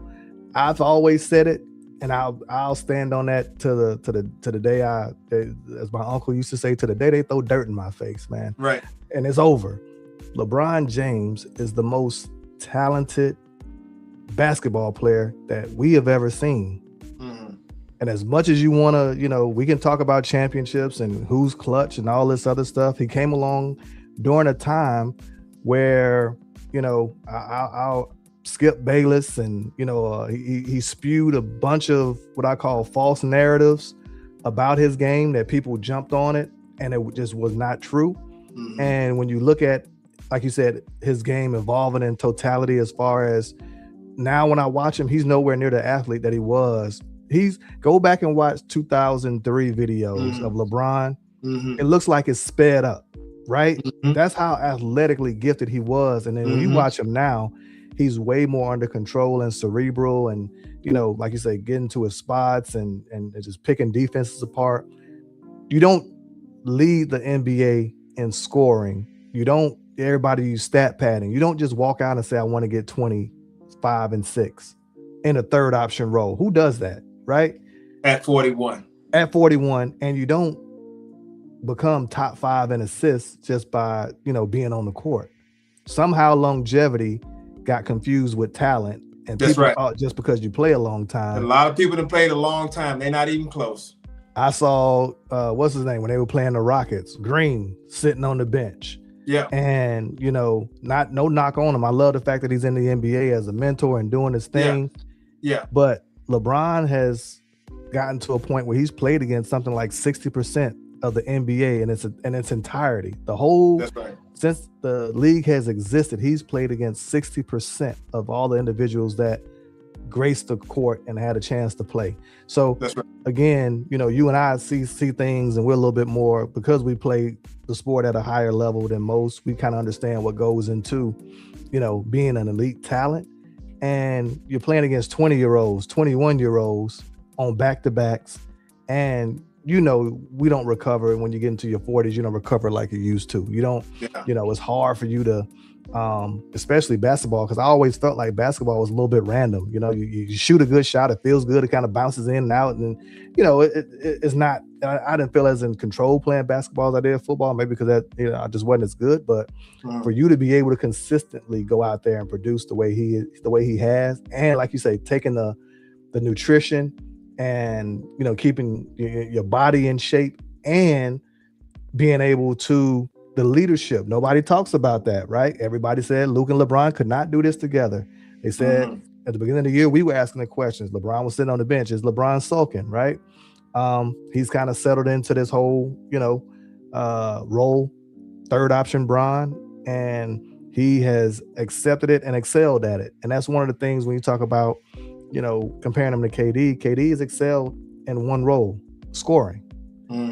Outside of that, I can't give you much more as to what he's contributed to the game, other than being, like you say, he's an awesome, he is a true hooper. He loves to play. But when you compare, like you said, careers, and it is very ironic that the guy that he kind of, I call it jealousy, and was a little bit, has some a little condescending remarks around, what LeBron is doing and how he's training, and now he looks up and he's nowhere near in the shape at 36, 35 that LeBron was, right? As far as being able to do it. Look, LeBron at 35. Oh gosh. That's when I think Colin Cowherd came out and had a whole, segment around, LeBron slowing down. And that was a 2016 year. So whatever he was in 2016, Colin said that it was over then. And here we are 10 years later, still talking about the LeBron, led Lakers, and can they, go out and make a run in these playoffs. And I'm getting back on my soapbox. I'm saying exactly what I said to you a couple of weeks ago, which is this team is very dangerous in the playoffs. That's very dangerous, because Luka can drag a team by himself to a championship. Yep. You throw in some talent and you throw in the coaching and the organization around it, and the Lakers got something going. So they do. Yeah. A lot of playoff talent. So I'm excited about it. Probably one of the least experienced players or people on the team when it comes to their success, at least at his position, is the coach, JJ Redick. And so do you think that next year or this year that JJ Redick will have learned from last year with all of the back and forth things and the decisions that he made in that first round against Minnesota? JJ was not very trusting of his bench and some of the players on the team. He made some coaching decisions that were kind of a head scratcher and so forth. But your thoughts on where he is as far as his development and what he's learned going into this year's playoffs? Man, JJ is an elite coach, and we laugh. I laugh. His only prior experience was coaching his son's 8-year-old team, a 7-year-old team, and then just piggybacking on that and going, back-to-back 50-win seasons in the NBA. JJ is an innovator. He's a disruptor, and oftentimes those guys get a bad rap as far as, some of the things that he wanted to do coming into the league. And I think last year, from my perspective, he got away from the big lineup out of necessity, because he just didn't feel like he had what he needed. And in that series against Minnesota, this year it's been a complete 180. The depth and him kind of leaning into all the sum of the parts, right, of this team, and making sure, he's drawing the best out of each player. You can tell they have defined roles and they understand what they're supposed to be doing. Yep. Last year, I don't think it was as defined and as clear, maybe the way he wanted it. And also, coming out of last year, he talked about guys getting in shape and playing in a certain style that he wanted to play. So I think you have to go through the crucible, and, basketball as a sport, at least the NBA has been, you learn trial by fire, right? You go through that crucible and you end up falling up short, and then you kind of lick your wounds, and you come into that next year and you fix it and you get over that hump.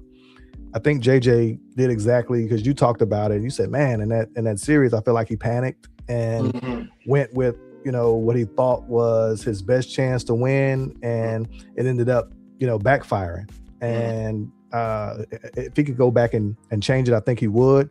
And it's evident as to how he's, coaching right now. He's got size all over the court. The Lakers are one of the biggest teams in the league, right? Between Jackson Hayes and Ayton and Bron and Rui, and Kennard is not a small guy, and Luka's 6'7", 6'8". The Lakers don't bring a lot of small guys on the court, and he's leaning into what I call the quick post-ups, right? Where you just sprinting down the court, boxing a guy out, finding those mismatch easy buckets. And then also, like you said, defensively, the Lakers aren't this great, athletic team in that way, but the IQ and using the size to your advantage, making it difficult to pass the ball, making it, difficult to dribble through 2-3 guys who are, collapsing on the ball when you see men driving to the rim. So to answer your question, JJ has excelled. I think he's learned quite a bit in this short amount of time. And when you look at, just like I said, offensively, his pen game, as far as just the schemes and the different plays that we're running, the horn sets, I'm starting to recognize them just because I've been watching them so much. When you watch Marcus Smart, him and LeBron immediately get into two-man game. When, Luka and Austin get flowing, they're working off the bigs, and, LeBron, becoming the short screen and roll man late in games. These are things where San Antonio kind of built a culture and kind of built a system, and I can see that starting to flow with throughout what the Lakers are doing. So I definitely think he's learned, and we're gonna see the best of JJ here in a couple of weeks, man, when his playoffs kick off. Yeah, I think so. I think he had, he got a hold of the team last year, and this year was just a continuation. Not a lot of changes on the staff. He liked the continuity there. Yeah. So he had the same thing, defensively. So the guys know really there was more turnover with the players than with the coaches. The coaches kind of kept the consistency there, and they got a very experienced staff and so forth. And so, but JJ is just like an excellent mix of analytics along with actual real world, X's and O's and stuff when it comes down to it.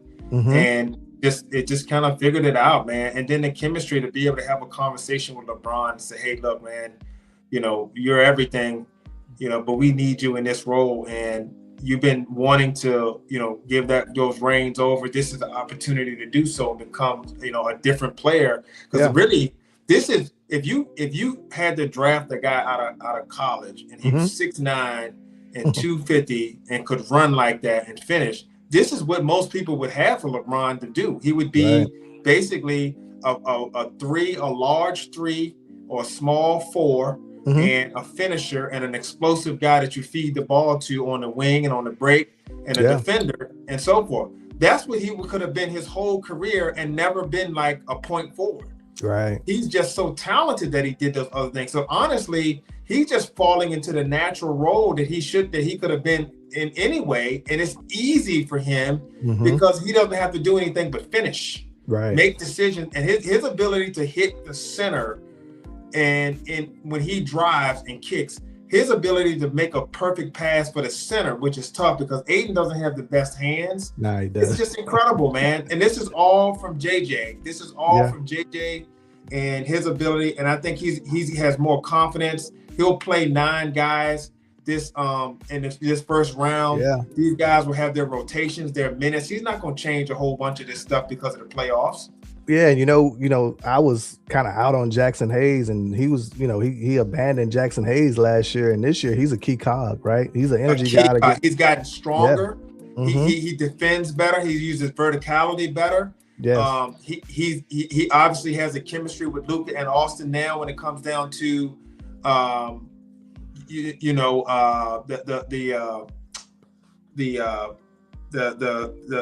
pick and roll and the lobs. Yeah. He has that down. Mm-hmm. And so now the center play in general, you're getting 40 minutes of good center play now that you weren't getting before.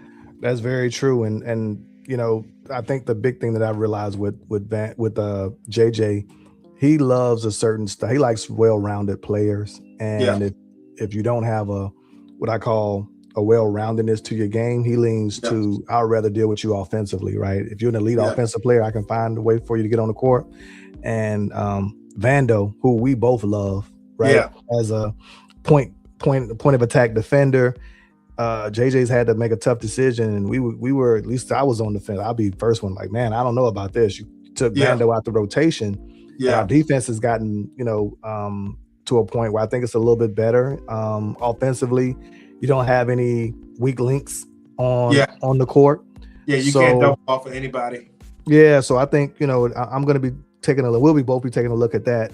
Can we deploy? And we talked about, Vando. Mm-hmm. He feels like the one odd man out that I would love to see, JJ kind of figure out. And maybe he's the wild card. That's my second wild card. I call Marcus Smart, and maybe Vando is the other, 3-and-D wing, with more D than 3. But outside of that, I really don't have many complaints about, JJ and his coaching and what he's done. The infusion of, like I said, his scheme, and on the offensive side of the ball and on the defensive side of the ball, and like I said, the usage of his staff. They talked about, somebody ran an article on him, and they talked about a lot of these plays are coming from his assistants, the younger assistants, right? Yeah.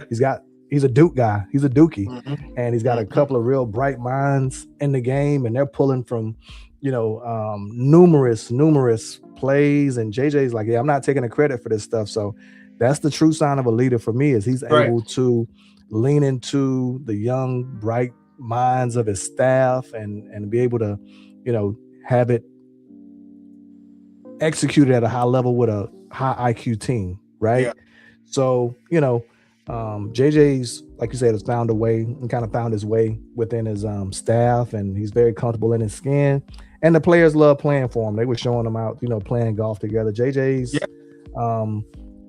he's a baller. He's a hooper at heart. I think his passion and some of the things that may have rubbed guys the wrong way last year, I don't think it's rubbing them that way this year, because they know it's coming from a place of love, and it's coming from a place of competitiveness.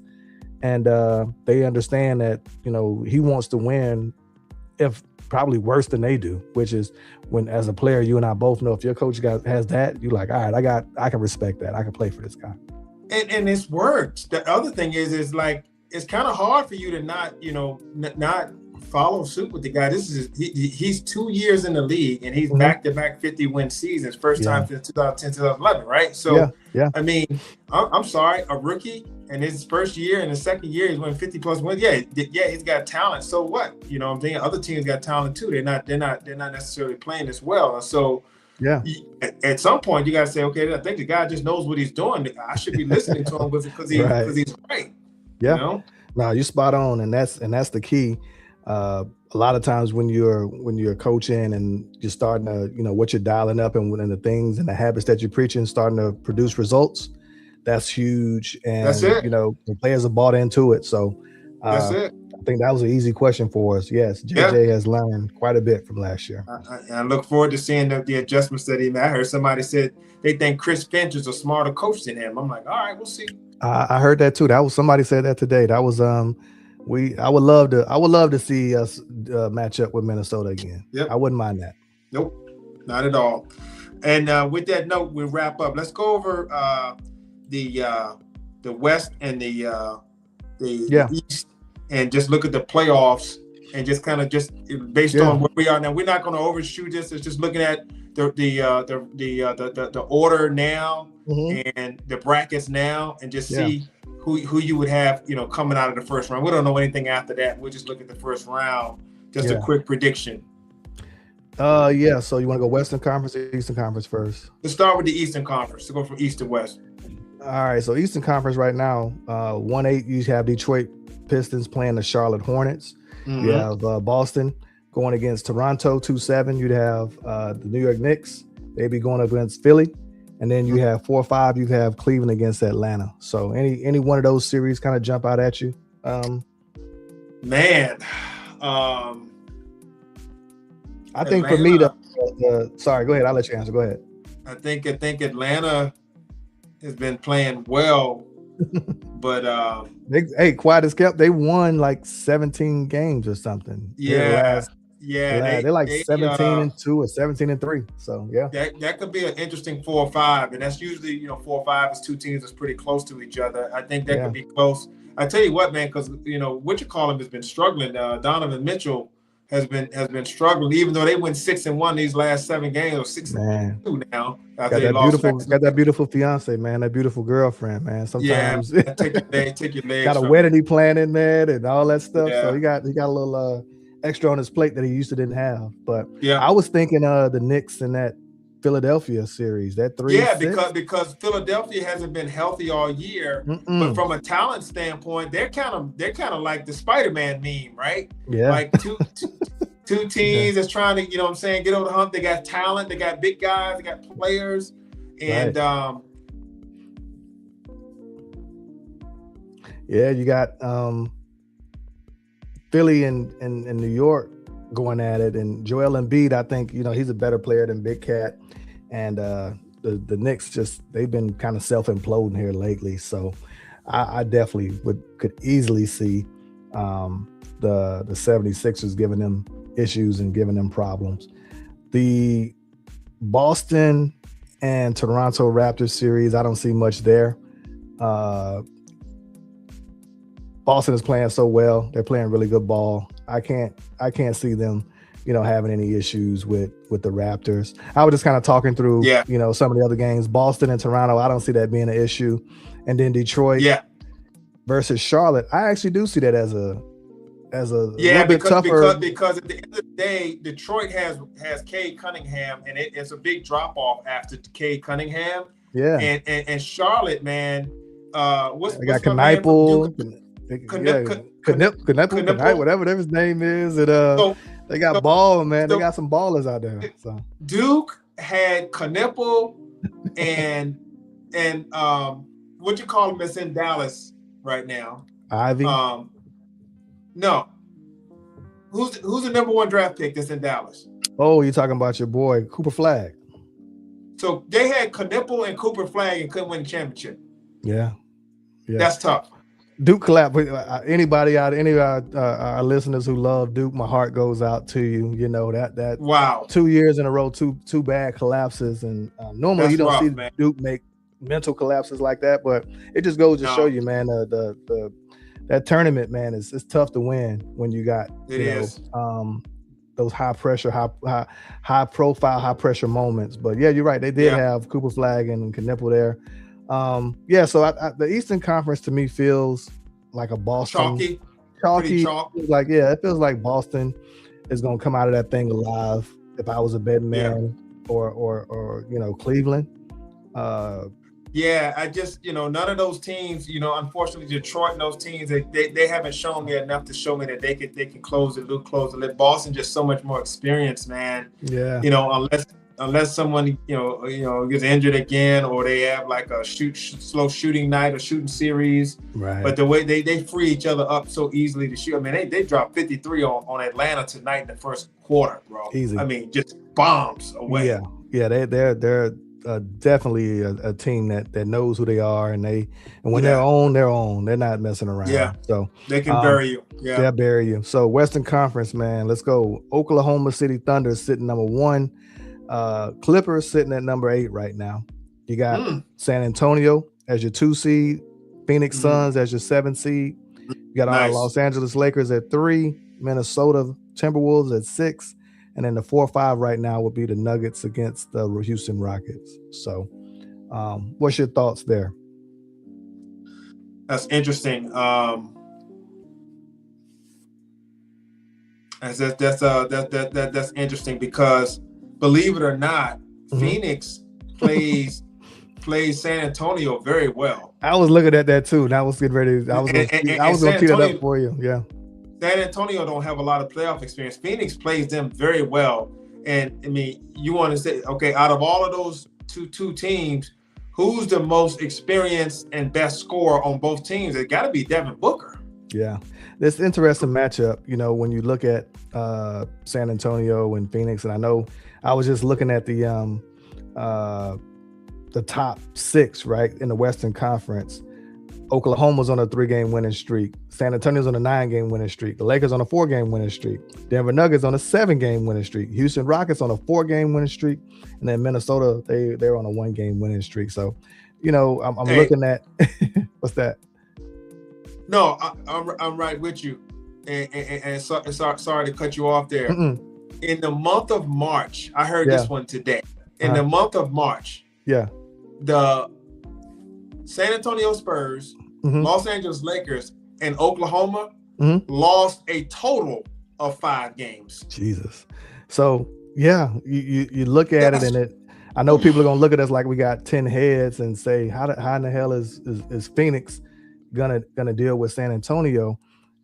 The matchups, and you know, we talked about this last year, which is home court advantage in the NBA is an interesting thing, right? Because you feel like you're in control of a series, and they're very, you know, within a matter of, you know, 6 calendar days, you could be down 0-2, 0-3 in a series quickly. Yeah. And I'm not saying that's going to happen. I'm just saying, you know, with a young team and young players and, you know, the pressure, and you don't get a lot of time to figure out. It's not the NFL where you know, you have somebody who can, you know, 11 other, you know, other guys and other, you know, special teams to come in and make a play. NBA is a very, what I call, confidence driven, you know, type of, you know, in a performative state. It's high stakes basketball, and if you hit a lull, man, you'll find yourself in a deep hole, you know, staring at adverse situations very quickly, you know. So I said all that to say, you know, San Antonio, I love what they're doing. I think they got an amazing young roster. However, Phoenix steals game 1, and now you know, you got a pivotal game 2, and you have a misstep there. Now you got a young team down 0-2 or going back 1-1, and they got rabbit ears, and they listen to the media talking about, you know, Phoenix got a shot. We've never seen them in that moment, right? I think Oklahoma City is still strong. They're just not as strong as they were last year. Williams, the second scorer, feels a little bit off this year. He's coming off an injury. He doesn't I don't think the Clippers can beat them, but I think they can play them tough though. Like I think because they got Darius Garland and Kawhi. Like they got a couple of guys there that can, you know, that can be a handful of a problem. Agreed. And so forth.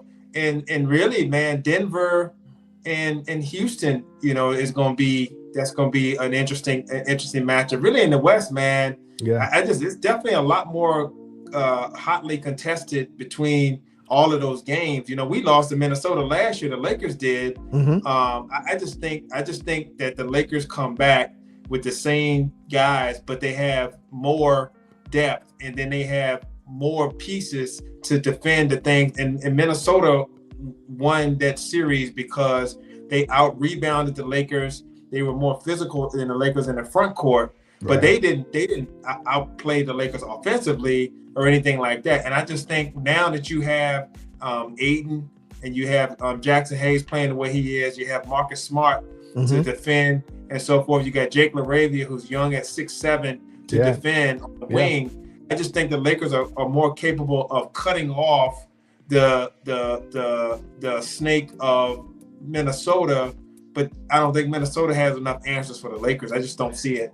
You know, I completely agree. And you left off, you know, with Luke Kennard out there, and I keep saying his name. You know, that's he gives you, you know, spacing, and he gives you enough what I call pop on offense to where I think a lot of things that Minnesota did to Los Angeles last year, I don't think they can Yeah. do that with Luke on the court, because he'll Yeah. he'll turn into a playmaker himself. He's not scared Yep. with the ball, and Yep.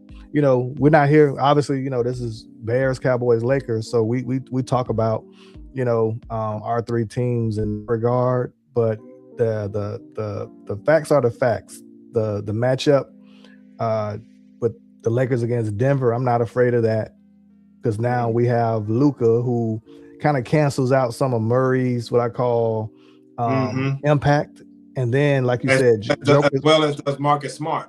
Right, and then Joker gets, you know, Joker's gonna be Joker, but Bron and Gordon kind of cancel each other out. And now you throw Rui, Kennard, and Austin, and you know, this roster for the Lakers is just more complete. Like you say, we rounded ourselves out the way people can fall within their roles and their sweet spots, and you know, we have a lot more. And Ayton, as much as you know, even myself, I'm like, man, I don't know if we're gonna get enough out of him. Hell, he's a rebounding machine, and you know, he alters some shots, and he's got a little soft touch around the rim. So, you know, the West is the Wild Wild West, and there's a lot of talent out here, and it's like I said, a bunch of hot teams. But one thing about the playoffs, so it's gonna cool somebody off, right? Yeah. Everybody can't go. So I would love to see Denver, you know, knock off OKC. If they matched up in that second round. I would like to see that. The Denver played OKC very tough last time, right? I think they won 7 games or something, right? Yeah, they did. I feel like they did. Yeah, that was a really, really, really good game, a really good series. So I think that would be great. And I think, you know, we might have the opportunity to maybe sneak into the Western Conference Finals if we can get past I don't think we're sneaking. Yeah, I don't think we're sneaking. I think we're gonna kick the door in. Yeah, a lot of things were said last year that, you know, people forget. Luka was disrespected last year, and I don't think he took kindly to a lot of things that was said about him, as far as you know, his ability to lead in the play, and you know, behind the scenes, you know, he's kind of opened up and talked about how tough it was being traded.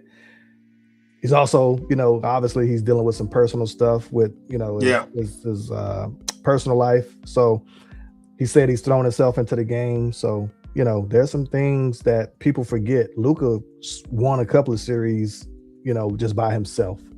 And like you said, that's the X factor. When he ain't by himself. So yeah, he ain't by himself. And when some of the what I call, you know, lulls and things that gave the Lakers trouble the last couple of years, I think we got a lot more answers than we had than ever before. And we were knocking on the door then. It's just, you know, couldn't get past it. So, all right, man, we at that time. That's right. Close us out. That's right. Well, this has been another great live broadcast here of H&M Sports Academy. My name is Mo. This is Harry. And we are here. We encourage you to like, share, and subscribe if you like this type of content. We're continuing to grow and build this, and we look forward to chatting with you, talking to you, getting comments from you, talking more sports talk with you. And once again, thanks for all of those who are supporting us at this time. For Harry, my name is Mo, and we are out.